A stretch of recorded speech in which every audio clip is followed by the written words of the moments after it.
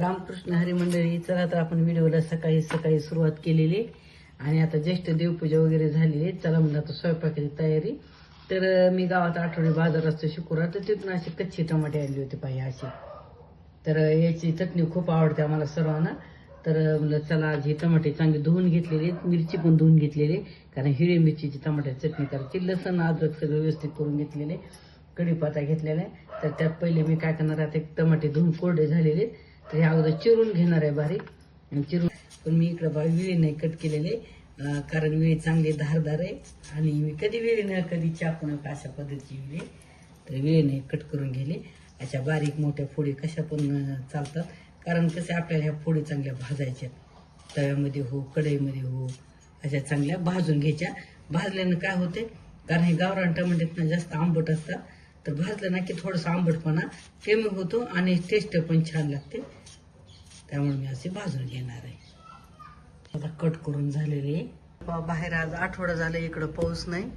हे मस्तपैकी मी अंगणात चूल पेटवणार आहे, चुलीवर छानपैकी टमाट्याची चटणी बनवणार आहे. आता थोडंसं सकाळी आभाळ आल्यासारखं झालं, असं दररोज होते पण पाऊस काही ना. तर पाहूत आता थोडंसं आभाळ आलं पण सकाळी छान उघाड पडलेले. तर चूल पण मस्त पेटलेली. तर काय करणार आहे, आता थोडंसं करपलं होतं, निघलं नाही, तर कढई ठेवलेल्यावर याच्यामध्ये आता हे शक्य तितकी पितळेची आणि लोखंडाची कढई टाळायची टमाटे भाजण्यासाठी. चांगलं नसते पितळेची कढईत, कसं कळकट होते, पांढरं अल्युमिनियम ते कले केलं निघून जातं. लोखंडाची कढईत पण चांगलं नाही आंबट करणं, म्हणून मी अल्युमिनियमची कढई घेतलेली. चला तुम्ही टमाटे चांगले भाजून काय करायचं, चांगले भाजून घ्यायची. जाळ पण मस्त लागलेलं आहे, त्यात तेल वगैरे काही नाही टाकायचं, असेच भाजून घ्यायचं. टोमॅटो भाजत मी काय करणार आहे, इकडं खलबत्त्यामध्ये मिरची, थोडंसं लसण 5-6 पाकळ्या आणि थोडंसं जिरं घालून हे असं तोपर्यंत मी असं भरड कुटून घेणार आहे.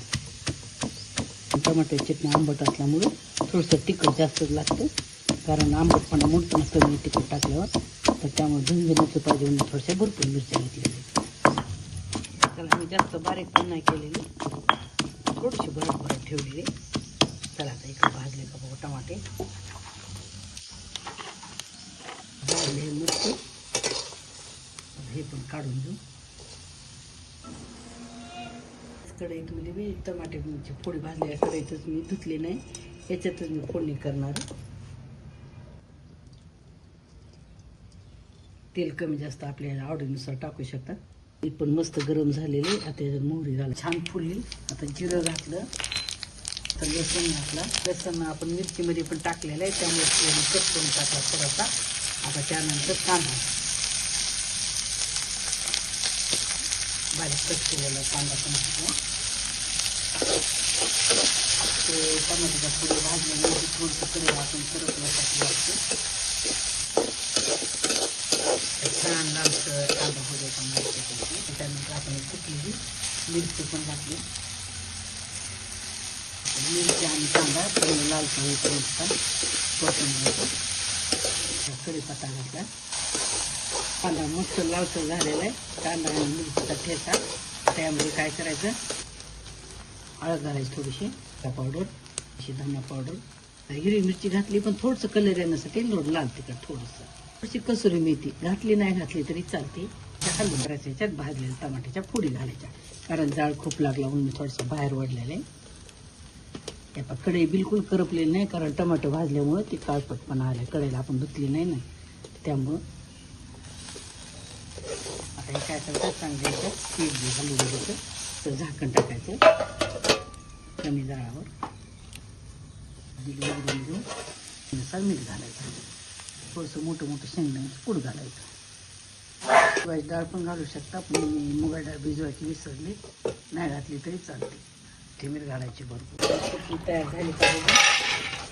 आपण मस्तपैकी झालेली तयार, म्हणजे छान मवाची मंडळी झाली आपली चटणी तयार. आपण मस्तपैकी. आणि तुम्हाला जी कढई दिसायला काळी ते बिलकुल करपलेलं नाही, कारण आपण टमाट्याच्या फोडी भाजलेले आहेत, त्यामुळे काळपटपणा आलेला आहे. आपण मस्तपैकी चटणी तयार झालेली खमी झाली. आता चपात्या करायच्या. चांगली झाली टमाट्याची चटणी. छोटासा ब्लॉग आवडला जरूर कमेंट करा. आणि तुम्ही माझ्या चॅनलला नवीन असेल तर लाईक करा, शेअर करा आणि न विसरता सबस्क्राईब करा. आणि तुम्ही पण अशा पद्धतीनं कच्च्या टमाट्याची चटणी करून बघा, एकदम भारी चवदार अशी लागते चटणी.